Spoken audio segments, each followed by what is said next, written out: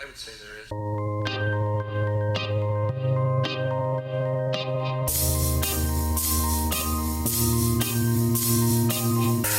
Get a lot invested in this ride. Shut him up. Look at my furrows of worry. Look at my big bank account.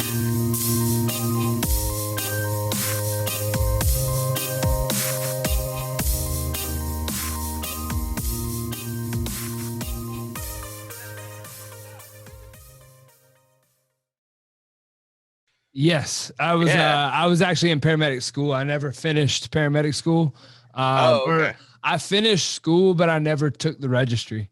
And that was my partner during the bulk of the time that I was in medic school, John Lee.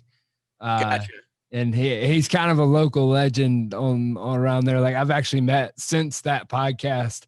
I've met like 4 people that have like I've known as acquaintances, and they're like, "Oh my God, like John was my teacher in EMT basic or in like." Yeah. Like, so like all these people are coming out of the woodwork and being like, I didn't know you like rode with him. I was like, yeah. Nice. But man, it's nice to meet you. Yeah. Yeah, you too, man. Give me 1 second to go grab a laser pointer because my cat is crawling all over the place. Oh, cool. And now that there's a new wire, she's totally enthralled. Oh, So yes. hold up. Yes. Let me I grab got a you. distracting implement real quick. Cool.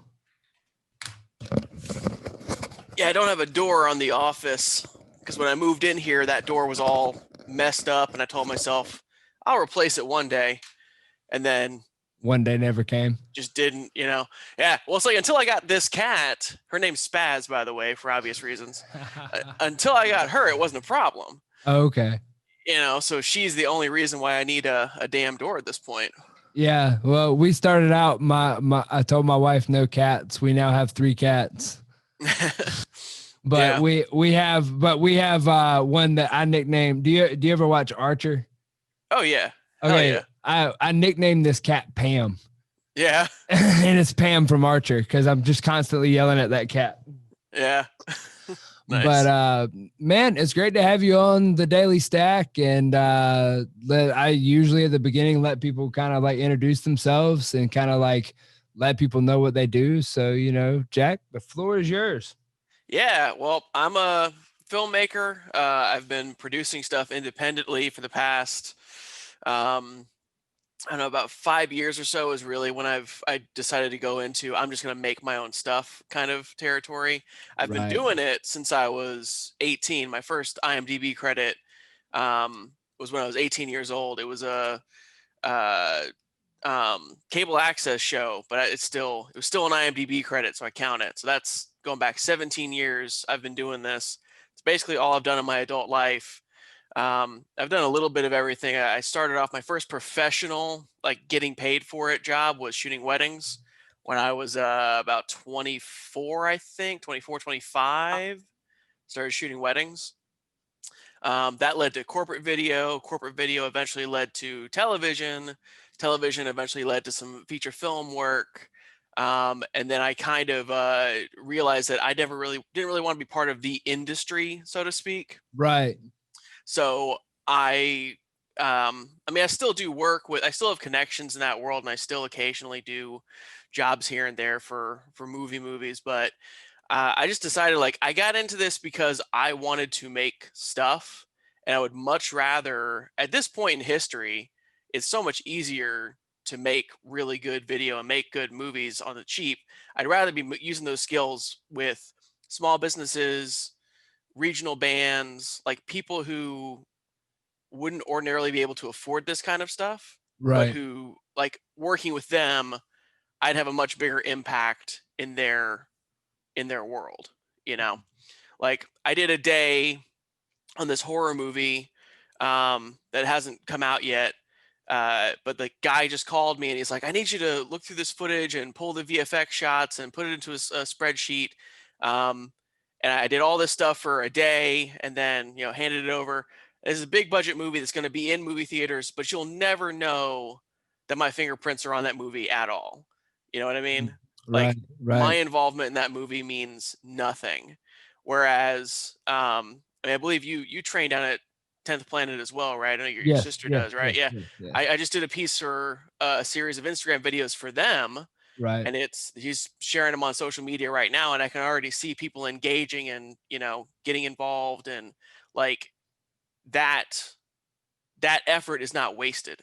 right. Like I can see that I did something for that business. Mm. So that's So you that's don't kind feel of like you're where I'm such a at now. big, like you don't like feeling as an artist being inside the big cog of a wheel in a machine. Yeah. It's kind of your feeling. Okay, Yeah, okay. exactly. It's like, and nothing. I got a lot of friends who still work below the line, Right. grip and electric, and they love it. And like, I get calls all the time. It's like, hey, I was just, John Malkovich just stopped by to say, hey, I had a drink with Michael Ironside. I'm like, and of course, I'm jealous of that kind of stuff. Like, they're still in Right. that big world, and it's like, damn, I would love to still be hanging out with, you know, famous people or whatever. But I know at the end of the day, it's like I'm gonna be sitting there next to John Malkovich, wondering why I'm not in Perry, Georgia, shooting a jujitsu gym.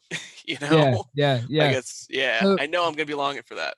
what were you always going to be a filmmaker? Were you always thinking in your mind about film? Was that kind of your artistic outlet always, or was it something you kind of grew into? Dude, always, Yeah. always, always, always. Like, um, one of my first memories is of wanting to be a filmmaker. Like 5 years old, no exaggeration. I Hmm. remember being 5 years old and watching a movie. Don't remember what movie it was. Um, I remember turning to my dad and saying, at the end of the movie, they did this, this, and this. And my dad was like, yeah. And I was like, but that was really bad. Yeah, it was a bad movie. It was a bad movie. Yeah. You know what they should have done? They should have done this and this. And I rewrote the ending of the movie for my father. I was like, that would have been a better movie. Do you remember what movie that was? I have no idea what movie it was, but I remember this conversation vividly. And I remember seeing the problem with the movie and knowing exactly how to fix it. Um, and that was and then it was just stayed. I just my entire life I was like, I want to make movies. So like my family got a camera. I immediately stole the camera and like went off and made crappy short films in the backyard. Right. You know, I was that exact I was that kid. I was the kid with the camera. My friends got into skateboarding. I got into filming skate videos. Yeah, yeah, So yeah. yeah, it has never been a question for me until I decided to go to college. And then all of a sudden it was like, oh, I can't be a filmmaker. What'd you go to school for? Computer science. I was going to Okay. be a computer programmer. Yeah, because I figured that was a nice, safe job. Like The I'll, practical thing, yeah. yeah, and flunked out of that. That didn't work. Okay. I was And gonna then, ask what was the steering? Was the steering hand it just didn't work? yeah, it just didn't work. Like it was the same kind of deal as like being on a big set. It's just knowing I was in the wrong place. Yeah. Like it felt like the right place. On paper, it's the right place. Like Right. this job is the job I want to, make good money. I'm good at it. It'd be great. Um, but you just know it's just not right. So Right. yeah, I ended up drinking too much and partying too much and just flunking out of college and moved back in with my parents, and happened to at that point my dad had moved to North Carolina, and there was a film school down the road from where he lived. Okay. Like, could not have lucked into it any harder than that. And I was like, all right, I guess the universe is speaking. Let me go to film school now. So that was I think I was 22 at that point. So for you, what was the because I mean that's still a traditional route to go to film schools. Did Yeah. you finish there? Yeah, I did. Yeah, I finished film school. I almost didn't. So what was Like, the difference from regular school for you? just knowing I was in the right place at That that you point. Like, cared? yeah, Yeah, knowing that I yeah. was studying the thing that I wanted to do. Because like once I got out of film school, there was no looking back. I haven't had a real job since film school. Okay.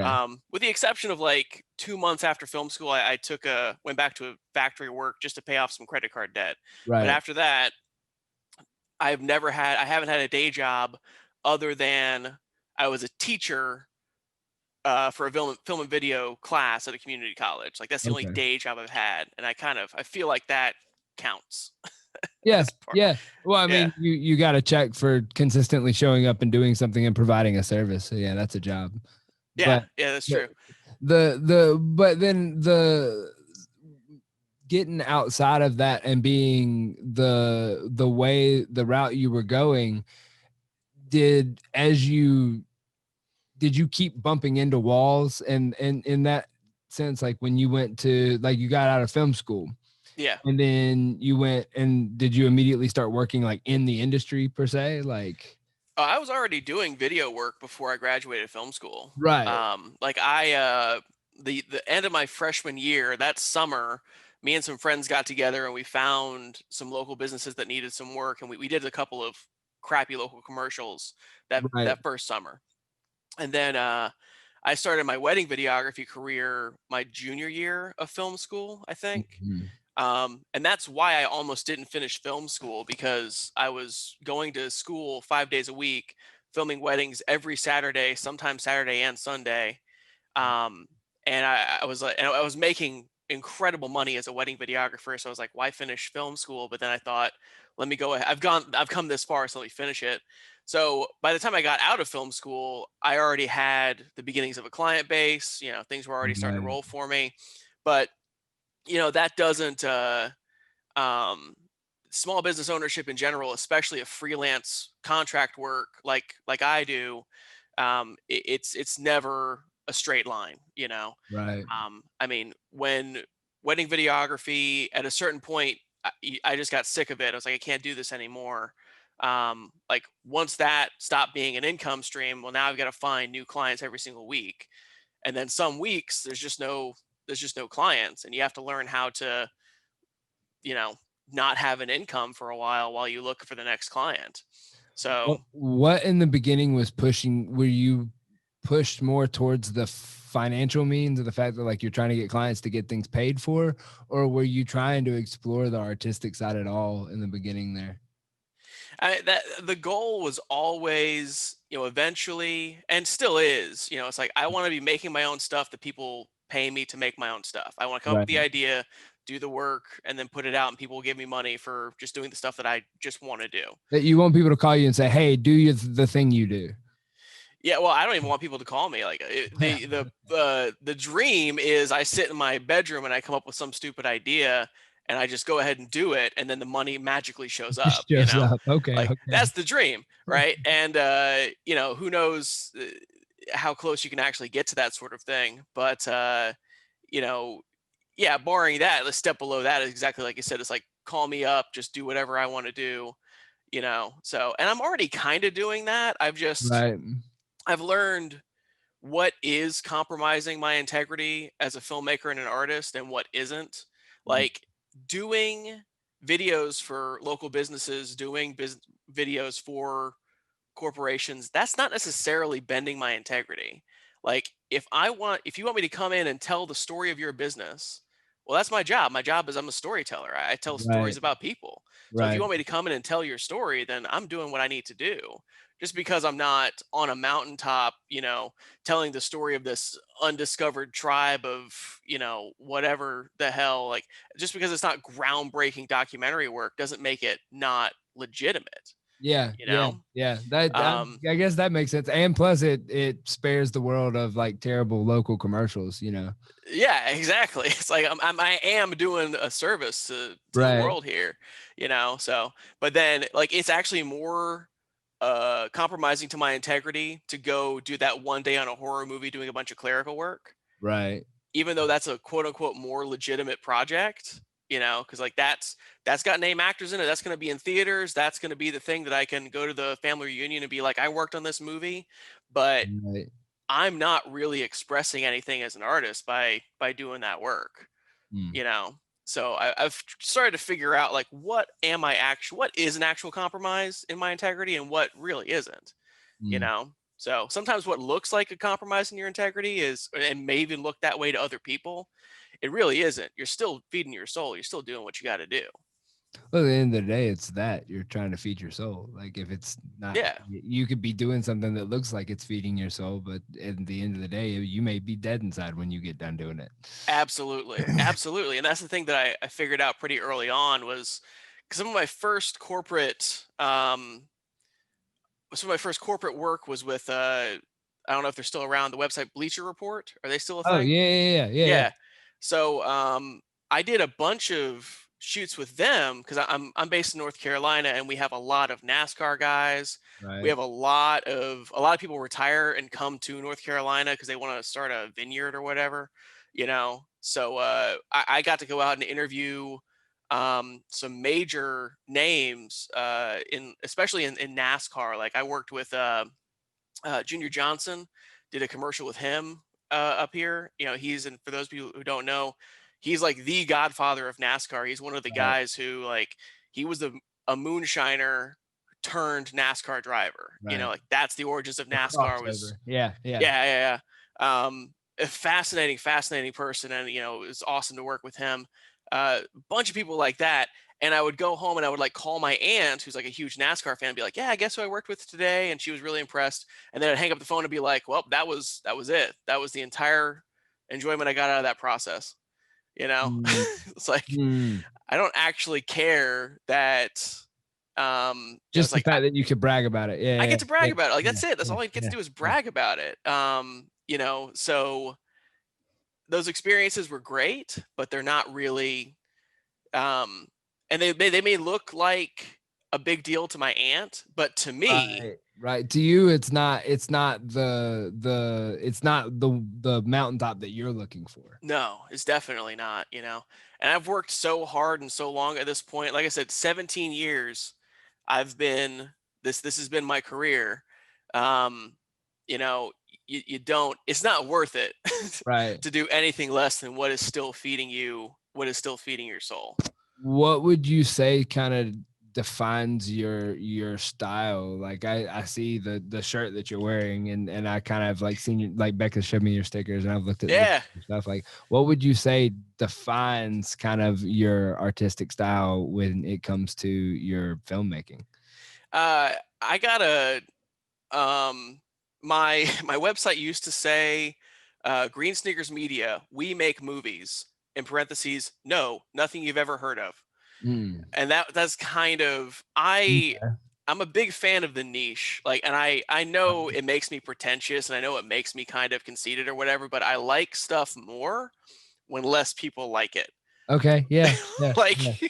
I like it better because less people like it. Like you know, like most of the music I listen to is just friends of mine. Like I will, Mm. my friends all have bands, and when it comes time to like pick music for the end of the day, I'm listening to, like, my buddy Cameron in Raleigh has this experimental minimalist thing called Traveler CS. I listen to that all the time. I got a buddy's punk band here called Drat the Luck. I listen to their stuff. And I like it because not a whole lot of people listen to it. Not a whole lot of people like what it is. And um, that's another thing that I just had to start to admit to myself, is like I like stuff that's really really niche. Yeah. So when it came time to like start a business and make and like formalize my artistic brand, I was like, I want the punk rock DIY. You know, we're in it for ourselves. We're in it for, you know, personal glory. We're not trying to impress anyone other than ourselves. You know, so that's why, like, when it came time for the logo, I was like, I want a punk rock chick wearing green sneakers. I wear green Converses to every shoot that I go to. You Gotta know, stick to the brand. Yeah. gotta stick to the brand. And it's like that's all part of that, the roots of like going I back like to when I that. was a teenager Right. and Right. hanging out with punk bands and local metal bands and all Mm. guys who were like waking up in the morning and they were just laser focused on, I'm gonna make this project work however I can, you Yeah. know? And that's I know that like my whole family's from North Carolina, Raleigh, just north of Raleigh, Solar City, that area. And Nice. my so like the so you're describing like exactly how I would describe kind of the music scene around there. Yeah. Like so did you came up in the that like Raleigh, Durham like music scene? I grew up in Middle Georgia. I grew up in Byron, Georgia Okay. originally, Okay. which does not have like a music scene. You know, Yeah. we pretty much had to make one. I was in a couple of garage bands. I was in this really shitty garage band called Our Downfall. I wonder if That they're sounds like a EPs. great, terrible podcast. I would go watch that show. We mostly played Green Day and Blink 182 covers, Sounds about right. but we do have an EP floating around somewhere. Fuck, what was it called? Oh, am I allowed to swear? I just swore. Yeah, you can do whatever you want. Okay, cool. I can't remember what the name of the EP was, but like we were in a bunch of garage bands, and I remember like my buddy James put on a show at the gazebo in our town square in Byron, Georgia. And the town square in Byron, Georgia is probably 400 square feet. You Right, know, it's this dinky little space between the old jail and the railroad tracks. right. And he was just like, we're going to have a show. And he called every band in the area and put us in an order. He's like, you guys are second, you guys are da da da da. And we put out the word on Zanga, I think was the social media Oh at wow. that point. You remember Zanga? I think that in a blip. I It don't know if I was was ever on that it one. was hot shit for a week and a half, man. Bro, I recently saw something pop up on Facebook that was like said something about 15 years ago, and I was like, "Whoa, y'all can put those away." Like Yeah, y'all I know, don't have to right? pull up what I was saying when I was 15. Slowly, shamefully deleting my old posts on Facebook. Oh yeah, I don't want to know what 15-year-old me was me thinking. neither. Oh my god, no. That dude was an idiot. Yeah, but yeah, so we would like put on the we would make the stuff happen ourselves, and I think that's part of the reason why when I did come up here and I found because North Carolina has a much stronger music scene Yeah, than 100. that part of. Yeah. I mean, just the whole state is like this is the state that we invented bluegrass, basically. You Oh know, yeah. like That's, yeah, this is. I grew up listening to bluegrass from my dad. Like yeah. Yeah. That's exactly what I would describe up there, and that's cool. Like so, and the you I'm very much in the same manner of like my friends got into skateboarding. I wasn't the best skateboarder, so I liked videoing them and photographing Yeah. them and shit. Like that's how we got into that stuff. So like, have you found that filmmaking has like bridged you into places that you would have never even really kind of like had anything to do with? Yeah, I have definitely found myself in some situations where I was just like, I don't belong here at all. The What's only one of the reason wildest ones you've ended up on? I was in Maya Angelou's living room one time. Um, Right? that's probably the most. That's probably the. She's probably the biggest name that I was ever near Right. in my career, and that's like it wasn't just like we went to her house to film this thing. Hmm. Um, so that was pretty insane because she lived here in Winston-Salem. I had no idea. She taught at a local university here, and when she retired, she stayed here. Hmm. So they were going to interview her for some commercial on the West Coast, and I was a PA. I was a nobody on this shoot. It's another Right. perfect example of like I'm not doing anything on this show, but I'm here and it's impressive. That's any of the filmmaking stuff that I've gone to. That's like I went to some class in Atlanta that somebody was putting on that was, and it was basically like, here, come take this other class that I teach. That's a PA class to teach you how to be a PA. Yeah. And at first I was like, that's weird. Like, why would you have to learn how to be basically an Nobody. why Yeah. do you have to learn that part? Like, don't you go there to be that, to learn the other part? And that was a very interesting thing I noticed, was that is it unionized? Is that what filmmaking, is that what kind of makes that happen? The makes what happen exactly? We're talking Like about like having to be a PA first, or having to like go through these like layers, that it seems like that everybody has to go be a PA, oh everybody has to go be a nobody, and then maybe you might get your project made one day. It was kind of what I kept hearing. yeah, no, that's true all across the industry, whether you're in a union or not. I mean, Right. that's everybody's going to do. I do that with my little piddly nobody productions. I have people approach me all the time who say, "Yeah, I would love to work with you. I see your work; it's really great. I'd really love to be involved." And these are usually kids. These are usually like 17 to 20-year-olds who have no Right. idea what they're doing, but they're just looking for local guys doing what they're doing, and they're all, "Oh yeah, I want to get involved. That'd be great." And when I have those people contact me, I put them basically in a PA position. I Right. said, "All right, I got a bunch of footage that I just shot at whatever. I need you to go through it. Um, clean this up, do this, da da da da da." And it's basically, it's busy work. It's not. Mhm. It's the stuff that I don't want to do. So The handing it to the captions, the stuff that you don't want to have to, like, yeah. the meticulous stuff. Yeah, but it's like it all has to get done. So I hand that off to, people who want to come and intern with me. And what I find is within 2 weeks they're gone because Yeah. like they watch Quentin Tarantino movies and they think, Yeah. oh man, that looks so cool. And Yeah. I'm gonna walk in and immediately Danny Trejo is just gonna be sitting there in the corner eating a donut and it's gonna be so awesome. And it's not, I mean, it's a job, it's work like Right. anything else. And it's some of the hardest work you can do because so many people want to get in, so it's like no matter what, you're going to have to go through the ranks to just prove that you can actually do the kind of grueling hours and work that are involved, um, and that b you're the kind of person who's good enough to do it that you're worth Right. keeping around. Right. The So product at the end of the day is what you're looking for. That's yeah. What would you say your biggest takeaway when you were when you made it to the quote unquote real world? Yeah. Like what was your takeaway from film school that like worked? Like was there anything that you got in and you were like, man, I'm really glad I did film school? Yeah, no, for me, it was discipline and time management Mm, and being able to manage myself as a professional. That's what I got from film school. That's what I would never require film school of anybody who works for me or with me. Some of the best filmmakers I know never went to film school. mm. Some of them came up like me through weddings or news or something like that, and now they're doing great things. Um, but for me, what I needed out of film school was an environment that said you have to produce and you have to produce in a timely fashion. It has to be right and has to be on time. And I mean, film school, I had a 12-hour long class my first semester, 12 hours Wait, every week. the class was 12 The hours. class was 12 hours Oh long, my like God. 12:30 p.m. to 12:30 a.m.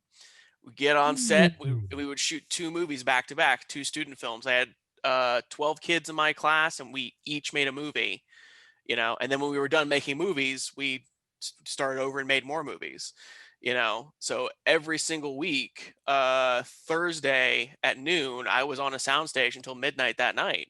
But was part of that fun for you? Is that part of like what you were talking about earlier of like you found the right place of like, yeah, that was a 12-hour day, but it was a 12-hour Yeah. day doing like what you wanted to do.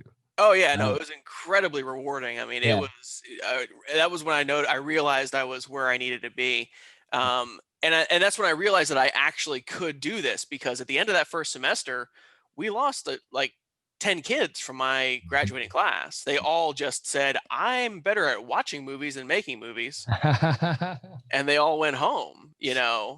Yeah. So like the first time, because a lot of people have never worked 12 hours straight. A lot of people have never worked a 12-hour shift in their life, No. Yeah. Yeah. Yeah. and a lot of people are just precluded from the entire industry just because they can't do 12 hours straight, Yeah. you know, and that's 12 hours is pretty much a minimum on a film set. I mean, I've done 14, 16, 18-hour days on film sets, and that's just the stuff I get paid for, like stuff that I'm Right. doing for the love of it. I think my record was 22 hours. That was dumb. That was a bad idea, but Wow. that's the longest that I worked straight on a project. Um, Is that so like like filming and editing and everything, or is that just filming straight? that was like setup, filming, offloading, travel. That was like the whole. Hmm. That was a whole big thing. That was a wedding in Virginia actually that I did 22 hours on. That was when I was trying to go off and be my own wedding guy. Didn't end up working out, but anyway. Um, yeah, so that was like driving and doing the whole deal, and Okay. yeah, that was way too long to be working Yeah, um, that seems like a long straight. day. That That seems like was a way long day. that was dumb. Don't make that your standard. But yeah, that was a 12-hour day is nothing. Like if I go out on a shoot and it ends at 10 hours, it's like, shit, let's go out and grab drinks. We got Yeah. acres of time now, Yeah. you know. So that was the biggest thing film school gave me was recognizing the rigors of the career and realizing that I could actually do it. You know, Right. if I didn't have film school, I never would have known. I never would have like gotten the balls up to go try and be a grip or an electric and like get on set. I never would have done it because I would have been like, Right. there's no way I can do that. You Yeah. know, Yeah. that was what film school gave me. That's I think that one of the things, the more that I've, you know, invested in time on like trying to educate myself on the film stuff, is that like I wish earlier on I had understood or had better like file organizational skills, like Yeah. being better about like on my intake of my footage, of like Uh understanding huh. how to organize it, because like about halfway through of my learning I had to figure out, because I had some pretty big clients going that I was like filming a lot for, Yeah. and I'd never really figured out how to organize my footage when it came in. And so like I would turn around to work on projects after I've been, you know, running around with, you know, 4 or 5 clients. I'd have 4 or 5 clients worth of footage, and then I'd have to sit down and organize it after Yeah. I had already just been dumping it. And so now I've got thousands of this stuff to go through. And I was like, oh, like this. And so like when I started looking into some of this stuff of like understanding to have a system in place on the front end Yeah. helps astronomically. Media management, man. That's what it's all about. I like to joke that I got 2 different hats. You know, I got cinematographer Jack, and then I got editor Jack. And editor Mm. Jack is usually pissed off at cinematographer Jack because he's not organizing stuff in a way that editor Jack can really get through it. Right. That's usually editor Jack has to put in a couple extra hours of just undoing all of cinematographer Jack's work. Cause like if you are have a full crew and you're doing it quote unquote the right way, you've got one guy who that's his job. He's there with a laptop and a stack of hard drives, and his job is just to manage the media, pull it off the cards, put it in the right folders, You know copy how it onto hard nice that would be drives. that that was not on my mind? I've never experienced that. Yeah. Yeah, I mean that's a whole job. And I mean that's another thing that I'll have people that come work with me, and if I get files that are named stuff like, you know, poop underscore AIDS dash copy, and it's like, what is this file that you just handed me? It's just got this random stupid name. Oh, I didn't know what to name it. How about naming it audio for da da da scene? Because that's what it effing is. Like just tell me what you know. Yeah, yeah, And those are people that it's like I can't work with you. Like you can't you don't yeah. You understand that can't this come up needs to with be just a managed. simple, yeah, yeah, yeah. Yeah. No, dude, That's I got so excited this year because I bought, this is how much of an old man I am, right? I bought one of those SATA docks for hard drives, okay, yeah. and I bought a bunch of internal hard drives Uh-huh. and a bunch of cases for them. Yeah. And that's what I'm archiving all my stuff on that now. And I'm so Mhm. excited every time I get to back stuff up to these drives, and then I put it on a bookshelf, and it's like I know exactly where all of the stuff is that I've shot over the past year. This is so cool. You know, Yeah, that's like I'm in the process of setting up my office. I might need to talk to you about that setup, because that's I need to do that's what something. I would Yeah, recommend. Oh, dude, you can get a laptop hard drive for like 15 bucks on Amazon. really? It holds like 250 gig. It's like most projects will fit on 250 gig, Yeah, depending on what you're shooting. yeah, You know, like you can cover like most yeah, music videos I shoot will go on to that no problem. You know, if you want a terabyte, you can get a 3.5-inch one for like 20 bucks or something. yeah, So way too easy. And yeah. that's what excites me now, is knowing that my media is properly managed. Knowing that it's taken care of. What Yes. what are you, would you consider yourself more of I don't even really know how to call the difference, but are you a gearhead when it comes to cameras and things like that, or are you more just like whatever is near, like Oh whatever's man, closest, like you'll shoot on whatever? that's Or a good. do you have like exactly like these are what I work with, these are the lenses I like, these are the cameras I like which one are you? Well, I'm definitely not that fastidious about it. Like I am a gearhead. Like this is part of the reason why I got into this industry, is like the toys Right, are killer. You know, I love the toys. Um, and but at the same time, I'm like I can get a good picture out of anything if I try hard enough. right, You know, like what's the difference? We hit a point with the technology around 2008 where like DSLRs, you can spend less than $1,000, get a DSLR that looks almost as good as, you know, the average cinema camera. Like the average user can't tell the difference between a great DSLR and a high end cinema camera. Like people just yeah, aren't that sophisticated. If you light it properly and shoot it well, people won't really know the difference. And like from that point on, it got to the point now where like kids are shooting movies on their iPhones Yeah. that look as good as stuff I shot on my DVX in film school in 2009, Right. or better even, Yeah. So at this point, if I know what the limitations of the camera are, I will get a good picture out of it if you give me enough time. As long You as you're know? not pushing the limitations. Yeah. Yeah. Yeah, it's like the camera right now. I'm using the DVX 200 as my main like pro camera. Okay. 4K camera. It's an ENG. It's got all the buttons and switches and ND filters that I want as a professional, but it has a serious noise problem.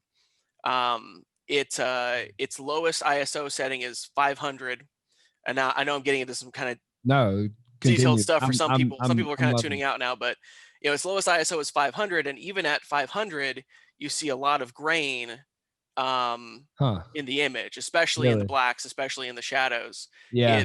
It's tough.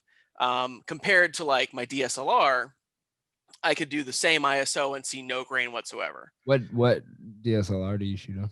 I was last DSLR I had was the 60D. Okay. I've been off the DSLRs for a minute now because I wanted my buttons and switches and ND Yeah. filters and stuff. Yeah. So I'm back on the ENG camera now. So like that's my main problem with that. It's like, okay, well, I got too much grain. That means I need more light. So I got to start investing in bringing out some The bigger lighter. lights on these Yeah. shoots, and I need to compensate for that. And then if I do end up with grain, okay, well, what post production options do I have? Okay, I got grain filters that I can make it look more like 35 millimeter grain and make it look like pretty Right. grain. Right. So it doesn't really matter what camera you hand me. I can figure out a way to get good images out of it. I've still got my Handycam, my Sony Handycam from 2001 that I shot skate videos on, and I am Nice. determined. I'm like, I'm gonna shoot like a movie on this thing one day. I'm Oh, gonna you shoot. should.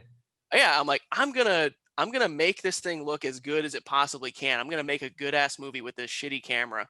Like that is one of my goals. That I'm would be not great. that good. That would I'll be tell you, great. yet. I'm not that good yet that I can make a camera that lousy look really good, but I'm certain that it's So, possible. since we're off in the weeds on some technical things, I actually have a Yeah, technical question on the fact that, like, so render speed. When yeah, you go back to edit and you're doing all those things like those corrections you're talking about, I've found myself having to trade for the correction for render time because, like, I'll end up when I start fixing things, like, is it my computer speed that I've been doing mainly on like a MacBook Pro. yeah. Is it computer speed that's like really influential on that? That is one thing. I built my own editing rig at a Yeah. certain point. I was like, it was I feel enough. like I'm at that point. Yeah, and you can build a hell of an editing rig pretty cheap. Like this one, Yeah. I started off $400, and I Wow. had my rig. Um, and then from there, I upgraded and upgraded and upgraded, and I've Right. had this same rig for 6 or 7 years, and I think over the years I've put in another probably $2,000 or so. Yeah. And that's like new graphics cards, additional hard drives. I got 3 monitors now. I got a 4K proofing monitor for color correction, and then a couple of just standard HD monitors. Um, Various accessories here and there. So I'm probably in for about $2,500 Okay. total over the past 6 or 7 years. That's Um, probably about half what a Mac user would be putting in. that exactly, Yeah. and that You this would is have bought another 2 reason. Macs by that point. Oh yeah, like Yeah. another At reason best. why I don't really like the main industry is like everybody is so into Apple Yeah. in the industry, and it's like to the point where I can't even send text messages to some of these people because they're on iPhones, and their iPhones are screwing up my Android messaging features and stuff. But it's like a Windows machine, if you trick it out properly, will do everything a Mac machine will do for a fraction of the price. Yeah. You know, it used to be that you had to have a Mac because you had to export stuff in ProRes, which is this really Right. specific codec that's, what's the word? Proprietary to Apple, Oh, and yeah. Yeah. everybody uses ProRes, but now Windows has ProRes. So like that was the last thing that I needed a Mac for. So I don't really see the point. I got you. So my machine does everything that my friends with Mac Yeah. can do. Yeah. And frankly, their machines will crash and crap out in the middle of a render, and it's like it's a lot more frustrating when you spent $8,000 on a computer Yeah. and it craps out on you. Whereas this, I've spent 2 grand. Oh, it crashed. Well, what do you expect? I'll Yeah. just start it over. Yeah. Yeah. Yeah. That is, I mean, I've been limping this laptop along, but I think that I'm Yeah, almost to the point that I got to build my own rig now, because that's any I can get main projects that are in like because mainly for most of my clients, I'm working in 1080. Like I'm not having to really worry about 4K. But the yeah, minute I think about 4K, that thing like just loses its mind. It yeah. it goes out the window. I'm Well, like, do you nope. do? This is now about to get really in the weeds. I really Oh, hope okay. It's that, okay. but It's all right. We're 45 minutes in. I'm good with this. I want the weeds. Like if anybody else is still in here, this is yeah. educational at this point. So, do you create proxy files? I started to when I figured Yeah. out what they were. Okay. So I'm going to read for people who are still listening. Proxy files basically means you have your full 4K super duper big stuff, and then you make smaller files that are easier to edit. That's what a proxy file is. So Mhm. I do proxies for every single project now. I just make it a part of my workflow. I really wanted to resist it for a long, long time, but I shoot everything in 4K now, and I just make proxies for everything. Okay. And my proxies are the shittiest possible. As low quality as you can Yeah, get. it's they look like while I'm editing, everything just looks horrible, and then when I go to the color correction process, things start to look pretty again. But it's that's the biggest thing for me. It's like if you can create proxies that are good for your machine, go ahead and that should solve most of your problems. I got You you. know, So, well, then, on that same train, like, what when you're editing, when you're making, like, when you're making a project, like, what's a good timetable usually? Like, what when you say like if you shot for 4 hours, how long does yeah. that make you? Like, what is that on post for you? Oh man, it entirely depends on the project. 4 hours of, I could film a live performance in 4 hours and have it edited in 4 hours. Yeah, I yeah, could basically yeah, edit something like that in real time. yeah, yeah, But then, music video, last music video I shot, it was a 10-hour day or 12-hour day. I can't remember for sure. I think it was a 10-hour shoot. And then I was editing for the next 3 weeks, nice, yeah, like okay, every day, not necessarily 8 hours a day of editing, but at least 4 hours every day of editing. Some days were full 8-hour days. hmm And it was the next 3 weeks I was editing, and that was all because there's a lot more cuts, there's a lot more effects, there's a lot more, I want to do some VFX here and there, and I want to spend a lot more time color correcting and making it look really pretty at the end, right, which is one thing that is about the most thankless job as a filmmaker, color yeah, correction, yeah. because it is so important and no one knows. Hey, No well, one yeah, gets it. no Like idea, yeah. people refer to color correction as adding filters, and that always drives me crazy. People are like, "Oh, you added a filter to make it look like night." No, motherfucker, I color corrected it to make it look like night. Took hours. That Pop spent it in hours. Instagram and throw a filter on it. That's I think Instagram and TikTok are kind of messing up people's expectations of what that takes. Yeah. Which Because is like like a good and bad thing, right? Where it's exactly. like I Yeah. like that I don't have to polish my stuff as, to the level, cuz like when I was working in TV, we would spend so much time just doing, Oh, I can what we only called the imagine. pro polish, Right. and it's all stuff that I know and my editor knows and my boss knows, like this is not actually telling our story any better. You know, Mhm. this is just proving to people that we're professionals. It's like, Right. and it's adding motion graphics to things that don't need motion graphics, you know, and it's buffing out little imperfections in the image. Oh, hey, there's a light post in the deep background on the right side of frame, and it's just kind of screwing up our mise en scène. Let's paint it out and pay a guy for 40 hours of work to go frame by frame and remove that one street lamp, so people know that the thing that she's talking about in the foreground is actually worth listening to. That's Um, insane.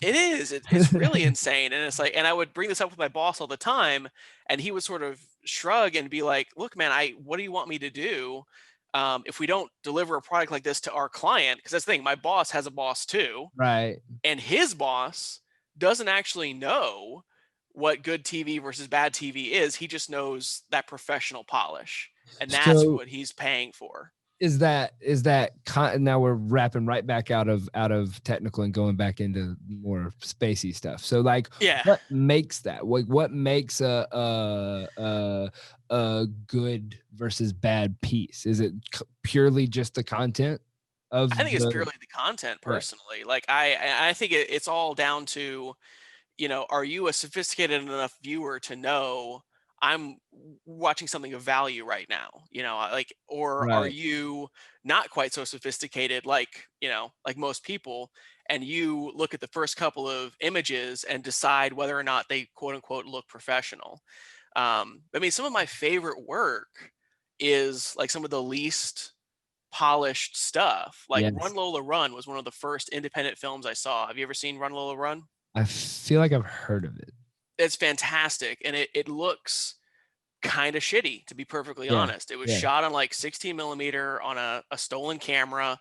They probably shot the whole thing in like 9 days, which you would But that normally makes it take. cool. Like it's a Yeah, stolen camera. I'm sold. I'm gonna watch it now. Like yeah, yeah. And it's like, and the actual edits, right? The actual cut is nice and clean and crisp. And when right. you're watching it, I'm compelled. I get what I'm seeing, and I'm there.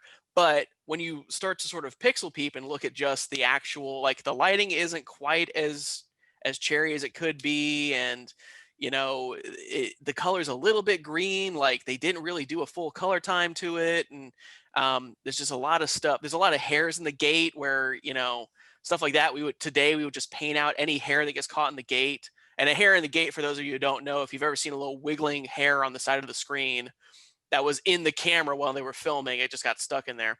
Oh, So like stuff like that, you'll see it all over Run Lola Run, and it's like, but it's still a fantastic movie. But you wouldn't know if you just watch the first couple of frames and go, "Oh, this looks like shit." You'll never know what you're missing. right. So one of my major influences as a documentarian is Errol Morris. Vernon, Florida was one of the first documentaries I saw that I was like, holy shit, I want to make movies like this. Yeah. And it's the same deal. He went down to Florida with a crappy 16 millimeter camera and just started rolling tape, you know, Mhm. and it looks bad. It Yep. sounds bad, but the movie itself is fantastic. And if you don't stick with it, you'll never know. Yeah. And I think part of the problem is that we have so much content going out now that people have to make these snap decisions and say, "Oh, this is obviously bad. This is obviously good."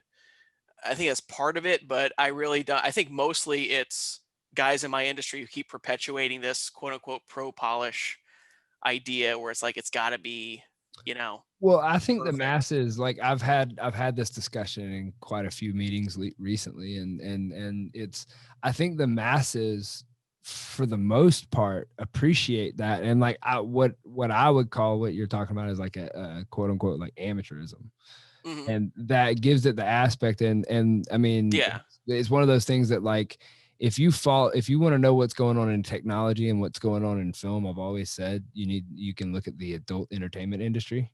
yeah, And the most popular, I was reading an article, it's probably like a year ago when I read this article that was talking about that the amateur side of that is yeah, what is the most driven one. And it's because people want to see what they can do. People yeah, want to see themselves in imaginary situations. And so like that's what I think that on top of the aspect of what you're talking about is like you and me come from a similar attraction of the style of like I love skate videos because you sit there and you watch a guy slam 500 times and land yeah, once. yeah. What psychopath does that?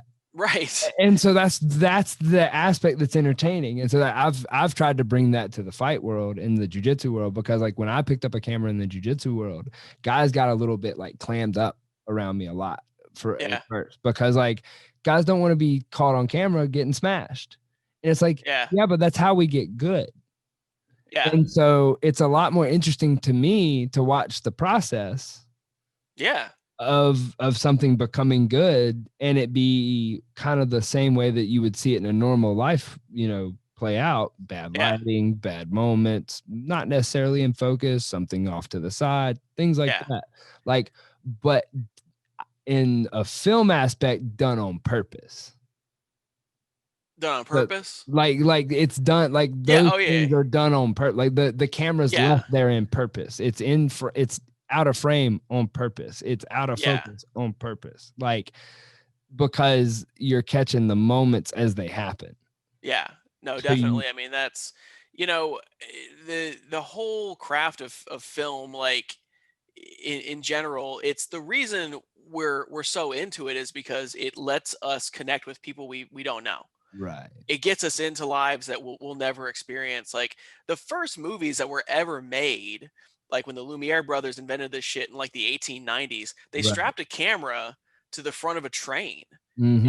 And just like the first movie, and then they took that on the road. People bought tickets to watch like 25 minutes of just a train ride, and they were like, holy shit, that's a tree I've never seen before in my life. Yeah. Oh my god, we're going into a tunnel, I've never been to that tunnel. Yeah. And people lost their minds because it's all about bringing you to some place you've never been.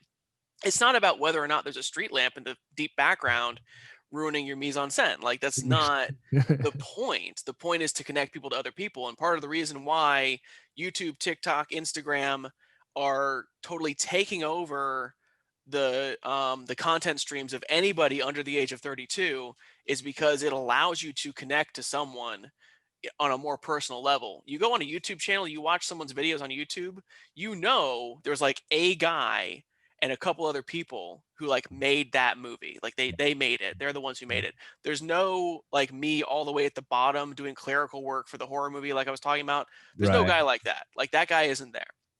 You don't have to worry about the 80 or so crew members who worked on the movie. You just have to think about the guys who made it, you know.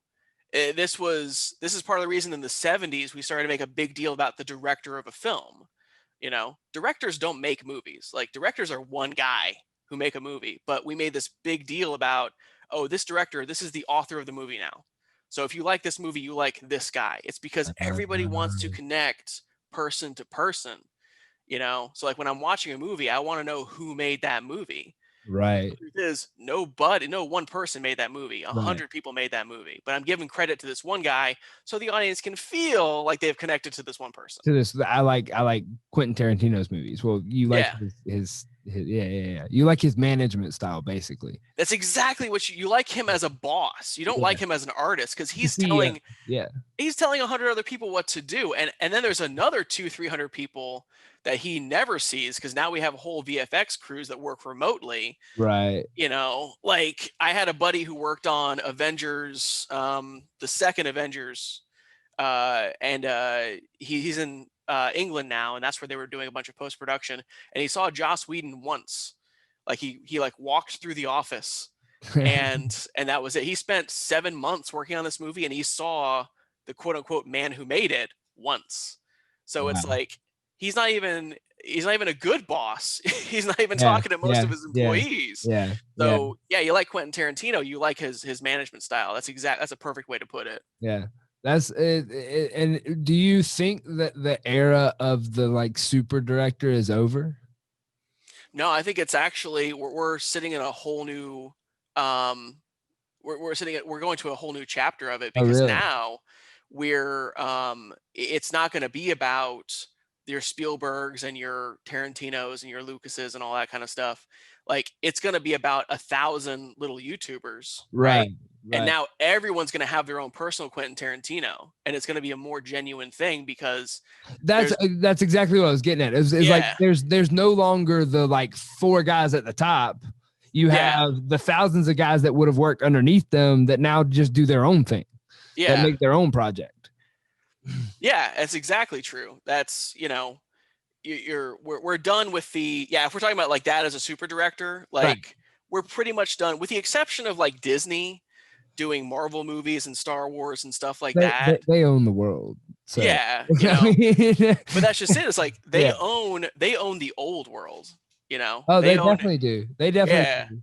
But That's there's a whole new era of independent creators that are coming up right now that, like the YouTube generation is just now hitting adulthood, they're you all, know? yeah, they're all turning like 32, 30, like they're having to like, oh, Exactly. I gotta pay bills. Like, Yeah. like, So it's like we're gonna start to see some really interesting stuff coming out of that world that frankly people over 40 are not going to understand at all. And they're going to be like, uh, why is no one coming to see Star Wars anymore? yeah, You yeah, know? yeah, So like this era of filmmaking auteurs is going to be a whole new chapter. It's like everyone's going to get to pick their favorite um director, whatever we're going to call it.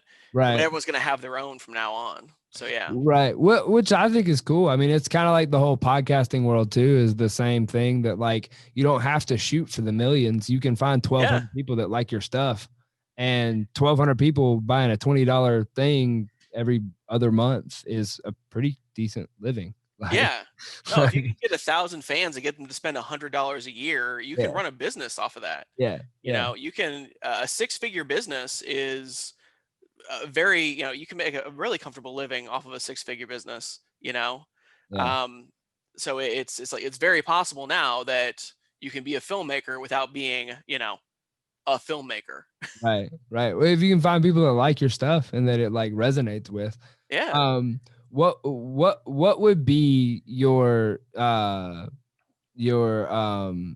Rushmore for filmmaking in that regards, like in the old world of like what got you onto films, like who was it? It was definitely Kevin Smith. If we're Yeah, talking about like that, yeah, it was definitely yeah. Kevin Smith. Okay. And I'm a little bit at my age and my ability level, I'm a little ashamed to admit that now because I'm starting to realize how not really a good film. He's not really a good filmmaker. No. He's not. He was not making stuff like Run Lola Run. He was in that same era, and he got put in the same. But he was not making stuff that good. Yeah. But like Clerks was the first movie that I saw, and I was like, wait a minute. No, if he could do it, I could do it. Yeah. Yeah. And that's kind of the that's kind of the funny thing is like he was just bad enough that it was good enough for me. Yeah. It showed me that I could be that bad and still be successful. Have you ever heard the story as to why they use black and white? Yeah, he Yeah. couldn't He couldn't afford it. He couldn't he couldn't afford the afford color it. correction. And He so he couldn't was like, it was yeah. cheaper. And then Yeah, when they asked him in an interview or something, and he was like, yeah. He was like, I wanted to shoot it because it was from like the perspective of the security camera. He's like, I literally made that up like right before they asked me the question. Yeah. Like that's I hilarious. can top that a shitty Yeah. Kevin Smith Clerk story. Okay. One of my teachers at film school is this dude Bob Goss, Okay. who was also an independent filmmaker around the same time, and he was friends with Kevin Smith back in the day because he was dating he was dating a friend of Kevin Smith's girlfriend, so they would like double date all the time. Right. And they went out to this bar, and he and Kevin Smith stepped outside for a cigarette, and Kevin Smith was like, I got to tell you, Bob, you're part of the reason I'm a filmmaker now. And Bob's like, what are you talking about? He's like, I used your budget for your movie such and so that you published in that magazine. I used that as the budget for Clerks. And Bob blinks and he goes, that budget was bullshit. I made it up on the spot because the reporter was sweating me for a budget, and I didn't know. And Kevin Smith's like, really? Is that why we spent so much damn money on, it's like, and it was a total bullshit. So the whole movie was founded on bullshit. That's And funny. it's like, well, hell, if that's all it takes to make a movie, I can bullshit my way into making a movie. Yeah. Yeah. So that's exactly I remember I was 17 years old when I first saw that movie, and that was the moment I said, I can do this. I can become a filmmaker. Yeah. So, but then it took like going to film school to really put those dots together and say, okay, this is how I can be a filmmaker. Right.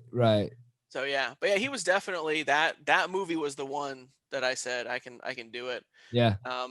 So yeah, I still go back occasionally and rewatch those movies and remember, like, you got to go back to the well, The and you reboot gotta, was pretty funny too. I mean, like yeah, it was, it's not horrible. I mean, it is, but it is pretty bad. It's pretty dumb, but it's like, I it's won't dumb in a good lie. way. I need I dumb sometimes. Yeah, but I rolled a tear when Ben Affleck showed up Yeah. and redid his Chasing Amy character. Yes, yes, yes. Like, that was an emotional moment for me, because it was like, oh my god, these guys, because those guys were friends for years, then they had like a falling out in real life. They had a falling Right. out, and then the fact that, like, Ben Affleck is friends with Kevin Smith in real life again, like, that was really, that was like a really important thing for me, because, like, growing up, that was cool. I was like, hey, these two are friends, and like, oh, they're not friends. Oh, they're friends again, Yeah. you know. And that goes back to the whole personal connection thing.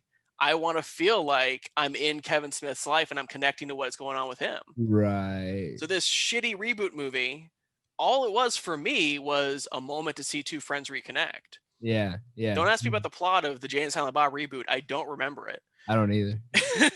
All I remember is Ben Affleck was there, and he and Kevin Smith are friends now. You That's know, funny. two guys I've never met and never will meet. They're friends, and that means something to me. You know? Huh.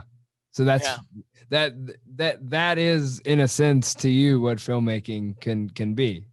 That's what Right? it is. Yeah, There- that's there- exactly that's what it is. Yeah, yeah. That's why we're in the state that we're at with YouTube and independent creators. It's like, Yeah. and that's why it's going to be a real rude awakening for some of these guys in Hollywood about 10 years from now, when it's like, no, we don't really care about the stuff that you're making, because we want to see what we want to see you. We don't want to see your work. Yeah, the more and more guys that you see that get to reach through and make it straight from like YouTube to Netflix to those type things, like I think Yeah. you'll start seeing less and less people that even really care what comes out, or you'll see the more people from Hollywood that are jumping and coming backwards. Has it worked Yeah. for anybody that's done that? I don't know. I mean, Will Smith has a YouTube channel he's been doing for the past couple of years, That's and true. he And keeps it seems going to on be with pretty it. popular. Yeah. Kevin James started a YouTube channel where he just plays the boom guy in a bunch of classic movies. Have you seen those? I haven't, but I'm fixing to look that up. That sounds hilarious. It's really funny. I mean, Yes. Will Sasso was the guy who made Vine work Mhm. back before it didn't work anymore. You know, and a lot of these guys are. I mean, Joe Rogan. When was the last time Joe Rogan was even on TV? Does Aside he? from UFC, nothing. He Yeah, doesn't give a shit. He yeah, hasn't yeah, acted in, yeah. 85 years, however old he is, because he's had a podcast. DMT And reverses the age. Didn't you know that? do what? The DMT reverses aging. Didn't you know that? Yeah, exactly. You know, so he's been doing his podcast for the past, Right. 10 or 15 years, and he doesn't care about going on TV anymore. Adam Yeah. Carolla is the same way. Mark Maron had his podcast for years and years, and Mark Maron just started acting because of his podcast. Right. know? That's what I'm talking about. Is like you're seeing guys that are getting the reverse to happen where they go Yeah. backwards and then they come back in and they break out on like Netflix or something like that. Like that's Yeah. I've seen a lot of that. I got plugged in last year where I shot a guy's comedy special. Yeah. And the comedians have just figured out that whole little niche. Like even with like COVID and everything that happened with that, like you saw guys like that were dropping specials in the midst of it. Yeah. Chappelle was able to go off and do his own thing, and like the whole like him getting screwed over back in the day like wouldn't happen this time to a Chappelle. So I think it all seems to be a good thing and a good motion. Dave Chappelle is a perfect example, and like if you listen to enough of that man's work, he will lay out exactly what's wrong with the industry as it stands. I mean, his show is a perfect example of, like, that show was him. He was putting his life on display for everybody. That's why it was so powerful. Was you got a look into Chappelle's mind in a way that like no one was doing on TV at the time. Mm-hmm. And he just got such a raw deal from the industry that he just walked away from it. It's like it's not worth it for him to bear his soul out and get treated the way you get treated. You saw his most recent post, didn't you? Was this the one where Netflix took his show off of Netflix to make him feel better? Yeah, that's exactly. And he said it perfectly then. He was like, Netflix took that show down just to make me feel better. Yeah. That's why I think his exact words were, "That's why I fuck with Netflix." Yeah. Yeah. Because like they do stuff just to keep him happy. They did, but it also did make financial sense too, because like, I mean, Chappelle's going to make more work. So you definitely want to be the place where Chappelle's new work is going. So if he That's doesn't want true. his old work to go out, then sure, But man. that's the thing. Dave Chappelle is going to keep making Netflix specials. It doesn't matter if they're streaming his show or not. Right. He's going to keep doing it. Yeah. It's like they said, well, we'll do this just to, they did it. It was a business decision, but Yeah. it was one of those it was a Right. relationship. They were business doing it decision. because they knew that it would make him feel good. They knew that it was the right Yeah. thing to do. They Because knew it that makes it makes their product happy. Yes, right. absolutely. And I think So, that is the first time that you've seen a brand do that. Like, I don't think you would have never have seen what, like, who am I thinking of? Like Comcast or like Viacom. yeah, you would have the never Comedy seen a Central company. people. Yeah, you would have never No. seen one of those companies be like, "Oh, our bad." No, not in the past 30 years. I mean, No. maybe 60, 70 years ago, you would do that kind of thing to keep, Clark Gable happy or some shit, or Carol Burnett, or, Lucille Ball. Yeah, but all the rest of the things that you did right before that probably canceled it out. I mean, you just like figure out Exactly. the kids. Yeah. So, So it's not it's not a very polite industry for artists anymore. It's that's what Chappelle was saying, that what was yeah. it? Prince came back when he came back and renamed himself the artist. That was the whole Yeah. statement he was trying to make, was the fact that he's like, y'all want to call me the artist? Then my name's the artist. Yeah. Yeah. Prince is another good example of, people getting screwed, and it makes you jaded, and people are trying to take advantage of the people who are making the actual product. Yeah. Like, it's a lot of effort to sit there and be that honest, like going back to Dave Chappelle, the kind of stuff that his sketch show was covering. I mean, that's it takes a lot of balls just to sit there and say, let me tell you how I really feel. Yeah. So like to go one-on-one and just tell someone, like, man, I really feel like, this is how I feel deep down. Like, just telling one person is scary, and it's hard to just be honest. And then to do it to 100 people or 1,000 people, or in Dave Chappelle's case, probably 20 million people, Right. that's a lot of effort. And then to have your boss come back and basically say, all right, do that and do it again, but better, and twice on Sunday, and you're not getting any extra money, by the way, but do it Yeah. because we own you. Yeah, because we bought you. Oh, no, you Yeah. didn't? Yeah, you did right here. Why Yeah. did you tell me you were? Oh, well, because why would we tell you? Yeah. That's Yeah, the people yeah. get tricked into contracts they Right. don't actually want to take. And, have you ever seen his Inside the Actor Studio interview? I don't think so. One of the most enlightening interviews on the entertainment industry you'll probably ever watch. And he tells the story about Martin Lawrence. It was Martin Lawrence, who he had a psychotic break and was found in his underwear running down somewhere in Hollywood in the middle of the street. And he was screaming, "They're trying to kill me! They're trying to kill me! They're trying to kill me!" And there was this huge scandal, this huge story. It's like, oh, Martin Lawrence is crazy. And Dave Chappelle told another story where Martin Lawrence had a heart attack when he was 30 something, and he almost died. And Dave Chappelle went to visit him in the hospital, and he said Martin Lawrence's first words when he woke up were, "Man, that was some good ass sleep. That was the best sleep I've ever gotten in my life." He says Martin Lawrence is one of the toughest men I've ever met in my life. He's one of the most hardworking and mentally tough people I've ever worked with. What do you think it took to get that guy to freak out, run around in his underwear screaming, "They're trying to kill me"? Maybe Yeah. the industry is sick. Yeah. And I was like, damn, that's about the most succinct way you could put it. Yeah. Because it's like, it's not easy to be a comedian, and if like, what do you have to do to be pushed that far? Right. So definitely go check out his Inside the Actor Studio, because it's just fantastic. I mean, I would just listen to the man talk for hours. Right. No, it's everything that he's been in, especially since he's come back on the scene. It's been interesting listening to some of the stuff that he's talked about. Is that like Yeah. you're saying, is that like he was, when he was talking about when he was in that position, I mean, he was a single dad that like he was, and I know that I've been in positions where if somebody like put a contract across from me with, you know, X amount of dollars on it, I'd be like, like it'd be hard to like Yeah. not take it. But then you take it and you're owned. And if Yeah. you're as good as somebody like that, like that was buying off somebody's, you know, that's how he was going to make a living. Yeah. It is who he is. They bought the essence of him, and that's crazy that you can even do that still. Yeah. You know, So many of these deals too, they're set up in such a way where it's like I guarantee you, Dave Chappelle was offered 2 contracts, and one contract was if this goes to a second season, and it was a way better deal. And then the other contract was if we cancel it during the first season, and it was more money, you know, up front. Yeah. Yeah. So it's like if you take the second deal, you're leaving tens of thousands of dollars on the table.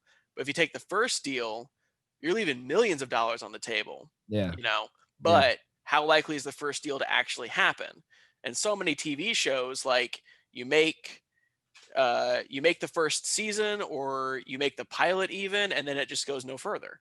Yeah. You know? Yeah. And it's like take the money, take the bird in the hand, you Yeah. know? So like I'm sure Dave Chappelle was not expecting his show to blow up the way it did. I can guarantee you he was not expecting to be like legendary status comedian the way Yeah. he is right Yeah. now. You know, especially after his behavior, after fucking off to Africa for 3 years, however long he was just gone from American pop culture. Yeah. And he came back to a hero's welcome.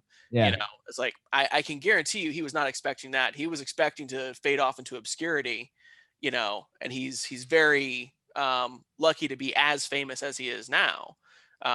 Not to say that he isn't lucky to be a successful comedian. He's very talented and works hard, but Yeah. like he's way bigger than he would have expected to be when he first got that contract on his desk. Oh yeah. You know? Oh yeah. So like what do you take when you're in that position? You know, Yeah. do you take you take what you bet is going to actually happen? Yeah. You know? Well, and I think that now, like, it circles back around to what we were talking about, of the fact that like now those contracts get put on the table, but you have a whole lot more control. Like if Neil and Chappelle had just had a camera and microphones and could just go do it in a backyard, they could have done it, and they could have been the top YouTubers in the world too. Because absolutely, he's still gonna be just as funny. Yeah. Oh yeah. If not more. Like if you had a day, oh my God, Dave Chappelle, if you're listening this far in, I will help you shoot your vlog. If Dave Chappelle had a vlog, I would watch that every day. Absolutely. Well, where did his last special go? Though the COVID special he did out in the middle of the field. Do you remember that one? The one that went to YouTube?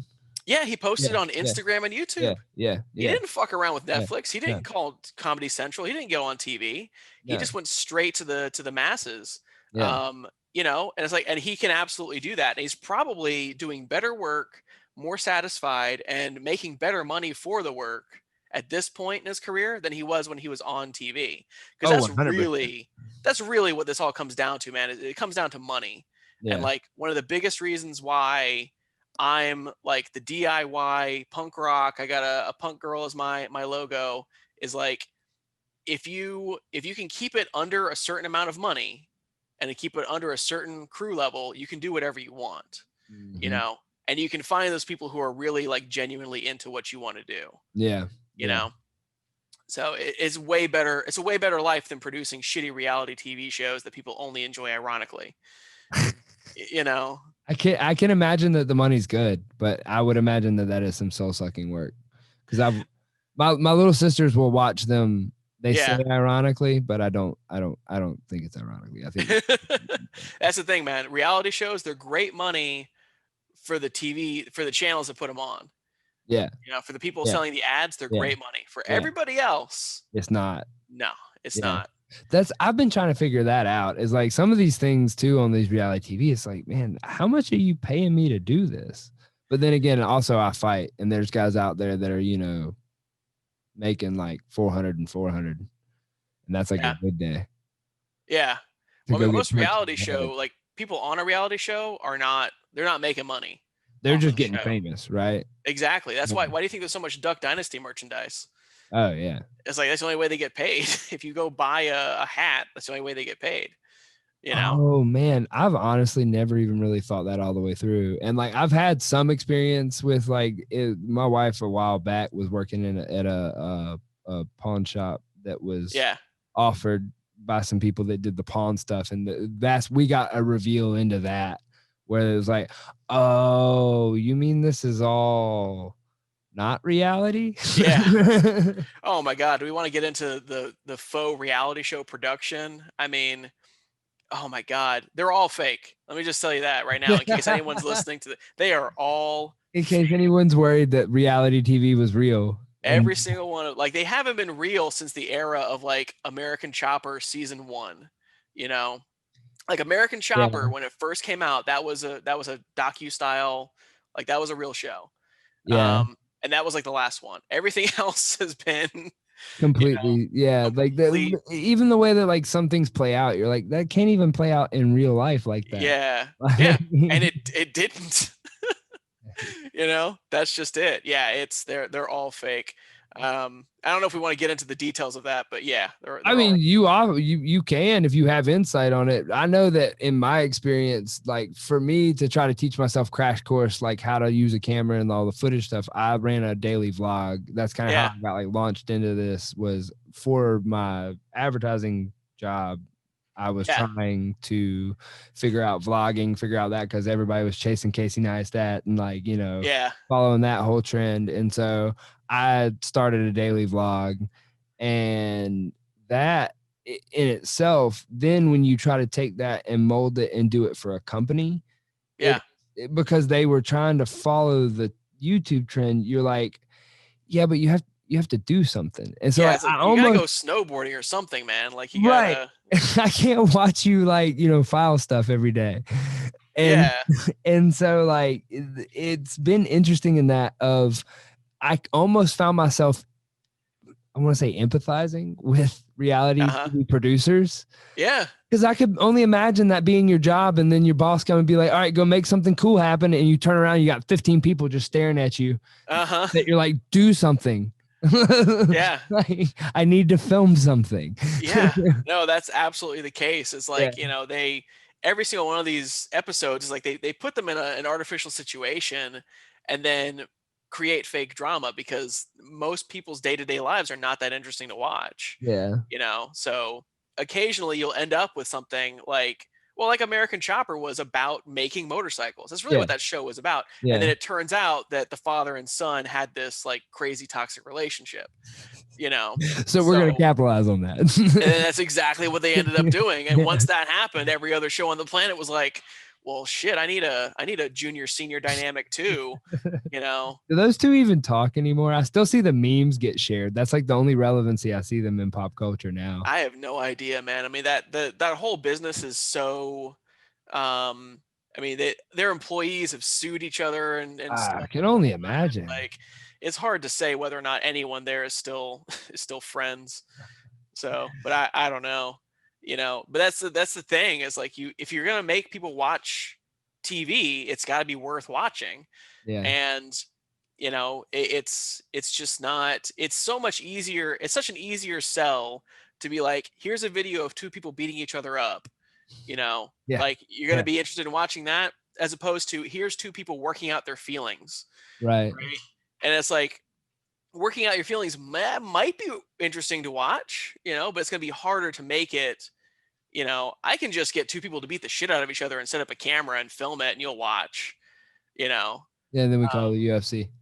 Yeah, exactly. Then they make billions on it and don't share it with anybody, but that's another conversation. Exactly. Dude, this is why Cops is such a fascinating show to watch and such an easy show to make, because like it's always someone who's in some kind of dire circumstance. Well, who put them out, right? Put them out of business, or they may still be filming, but like the more popular one now is that Live PD. I remember that one. Well, and it's still going. It's basically an internet show, and I've always thought with Cops, I was like, why you could do that, especially now. Just put it on the internet. Yeah. Well, I mean, there's all sorts of legal issues with that. Of there's innocence before oh yeah. I've always wondered how they get around it. on live PD, but Yeah, well, that's the problem. They weren't. uh, They weren't really crossing their T's. So they just sort of. uh, So that's why they kind of folded it up, because they can't make a good argument that it's no, that it's actually okay for them to do. But it's not at all. no, but it's compelling to watch because everybody wants to see what's going to happen next. It's a car accident, rubberneck. It's exactly a car accident. Yeah. So you can just throw it up there and people just watch it. Whereas if it's going to be something a little bit more, delicate, like you can still make it really compelling to watch, but it's going to take more time. Yeah. Yeah. And that's the problem with the whole reality TV thing. Is like, I've got to make 24 episodes of this. I got to make one every single week, and it's got to go out to millions of people, and they've all got to watch. All right, Chloe, beat the shit out of Kim, because we know people will watch that. Yeah. Did you hear what she said on this phone call? Here, listen to it. Yeah. No, that I've heard, because I've been around guys that were on that did things like the Ultimate Fighter, and like they're around like what the UFC does, and like they say that like it still gets done, like some of that stuff. Yeah, it's pretty crazy though. That the fascination with reality TV shows has like shocked me, but like it died off with the internet, which was weird. Oh, no, it's not weird at all, man. That's exactly the thing that we've been talking about this whole time. People watch reality shows because they want to feel like they've connected to somebody. But then they find real connections. And then they find real. That's exactly why YouTube has been taking over that space, is because I'm actually here. I'm actually trying to give you something about me. Yeah. And you can know when you're watching YouTube that person is genuine because they don't have a crew to make them look good. Right. That's part of the reason why reality TV, they shoot it all handheld and they don't light things nice and perfect. And so they try and give it that kind of, we were just talking about that amateur treatment, so it feels like, oh, this is legit. Like this is actually happening. Right. But it's chopped up and it's edited to crazy lengths and everyone's wearing makeup and like everyone is still made perfect. Right. With this veneer of, rough edges to give it some legitimacy. So people watched reality shows thinking they were making real connections to people. And, now that we've got YouTube and people can see what a real connection actually looks like, reality TV is going to start to kind of suffer. I mean, there's still going to be people who enjoy. I mean, I like my Gypsy Brides. I hate that I like it, but I like to watch. See how ridiculous it's gonna get. There was one that I watched with my sister that was insane, that we ended up watching the entire thing. Was it? It's the one where they're in the pods. They don't see each other for like the first, I don't remember however much time, and then they are allowed to see each other or like meet each other for the first time, but by that point they've already gotten engaged. Is this Married at First Sight or something? No. It's like Married on First Sight on steroids. Oh, I don't think I've heard of this. Yeah. I can't. It's like love pods. I think it's Love Pods or Love Has No. I don't know. It's something. It's some play on that. But like they're in literal pods, and they talk to each other like how we're talking to each other, but they wouldn't have a video. Oh, Jesus, that sounds insane. Yeah, like you never. All you have is the person's voice. And you're completely deprived of all other like exterior influence. And so the only way you get to come out is, I think you either have to decide that you're going to be with the person or not. And like you ask them to marry you sight unseen, I'm pretty sure is how it worked. It's like, I don't see this working at all. This seems like a terrible idea, but I'm going to watch. Exactly. Yeah. That's just compelling without the connection. Like that's what a lot of reality show is about. It's like, just what is compelling. It's not about, feeling connected to somebody else. It's just the compelling thing. Just the first part. Yeah. Yeah, absolutely. Hang on 1 second. My cat keeps attacking things. Hold on. You're good. Clip around this. I hope the video works. Everybody's enjoying this. I'm enjoying this. This is almost a personal interview for me.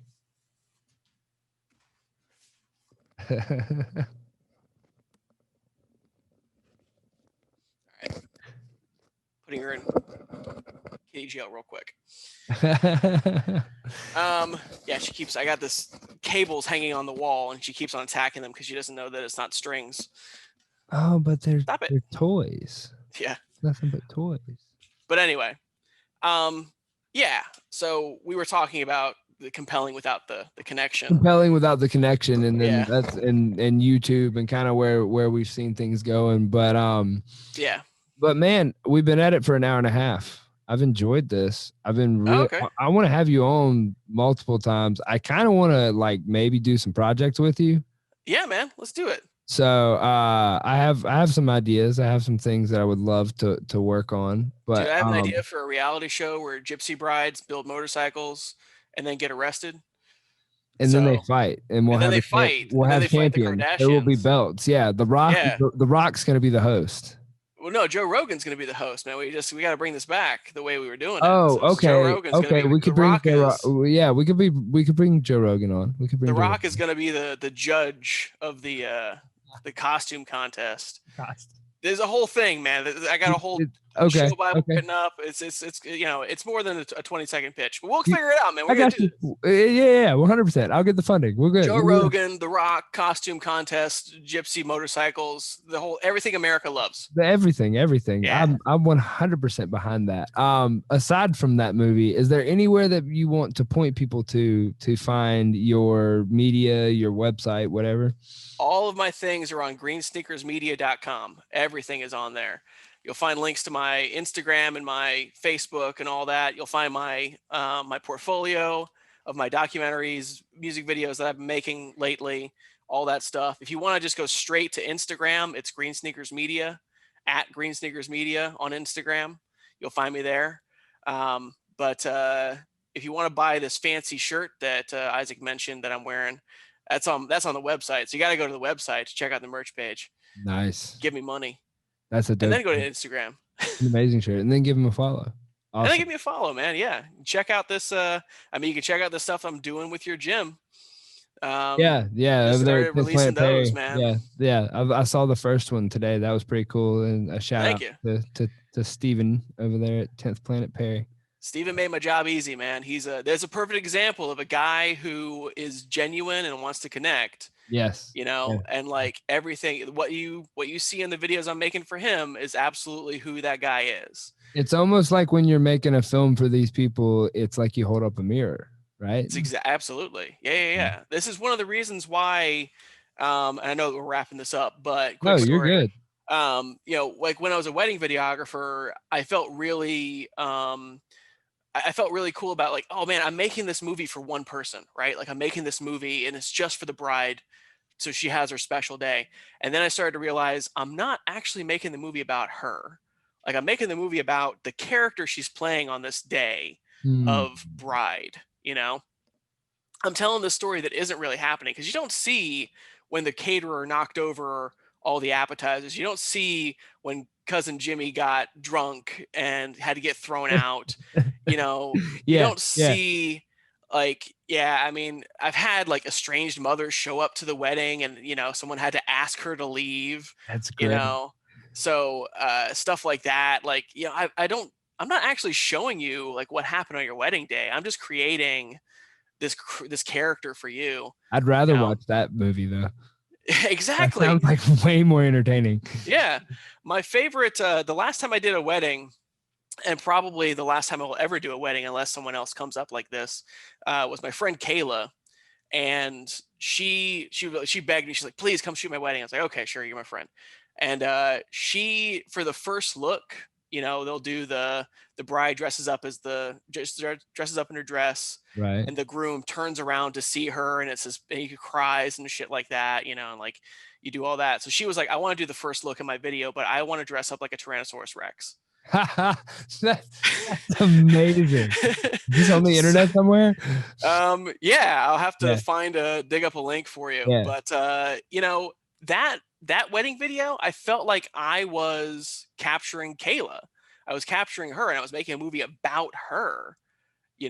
Right. And that was the only time I filmed a wedding where I was like, I'm making this movie for one person about that person. Yeah. And like, I felt like I was the mirror at that wedding. I was holding up a mirror to Kayla and just showing who she is Right. and just making a movie about her, you know. So it's one of the best wedding video. It's easily the best wedding video I ever made, and one of my favorite pieces I've created as a filmmaker in general, because it's a genuine connection. Like, you watch this movie and you're like, oh, I know who Kayla is. I know what she's like, and I want to hang out with her, you know. That's cool. Yeah. She Yeah. really is that genuine, and she is that sweet, and she is that funny. Yeah. And I felt like I got a chance to really capture it with that video. Yeah. So, I mean, going back to what I said at the beginning, man, this is why I work with small businesses. This is why I work with musicians. Right. Why I work with the people who don't do a whole lot of video, because I want to find people who are genuine and who are who they say they are. Steven's a perfect example. So That is cool, and I'm gonna smash stop. All right, this is gonna take some editing. What's up, everybody? Welcome back to the Daily Stack, or welcome to the Daily Stack. This is the new video setup that I'm doing in one of the places that I'm at. So this is the Parkway Automotive Studios, I think is what we decided on. So Brandon is a friend of mine. He set up a pretty cool little deal here where we are going to be recording some of our shows. So recorded this one on Zoom, but we have a new podcast set up, so it actually should sound pretty awesome. And we're doing the videos now. So welcome to the YouTube channel. Make sure you subscribe. And this was a really interesting podcast. I got to sit down with a newfound friend of mine that is he's a filmmaker that came in and filmed with a friend of the show, Stephen Eakin, over there at 10th Planet Perry. And he has a company called Green Sneakers Productions. I think Productions is right. And we talked about a little bit of everything. Oh, wait, where'd he go? So Jack Pennington is with Green Sneakers Media, and we talked filmmaking, we talked movies, we talked content production, but it was really fun getting to know him and getting to chat. I didn't get to be here when he came through for the filming with Steven, but we were able to set up a podcast with him, and we had a very fun conversation. And I hope you all enjoy it, and I hope you all enjoy the new studio as we get set up to start having guests. So when I'm here in Georgia, I will have guests in this studio, and I still have the mobile set up, and we still do Zoom calls. So hope everybody enjoys. It's headed into the end of the year, so we'll have a couple more shows, and hope everybody enjoys. Thanks for coming by. Make sure you subscribe on whatever platform you're listening to this on, and thank you for listening to the Daily Stack.